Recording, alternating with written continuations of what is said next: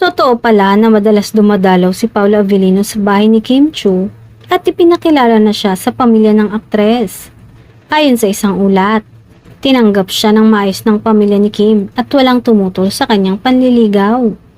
Bagamat may ilang fans na nagdududa sa kanyang intensyon, marami ang naniniwala na seryoso si Paolo sa kanyang nararamdaman para kay Kim. Bukod sa mga pribado sa kanilang relasyon ngayon, makikita rin ang kanilang magandang samahan sa mga public appearances. Yung pagdalaw ni Paolo sa set ng It's Showtime upang sorpresahin si Kim na ikinatuwa naman ng aktres.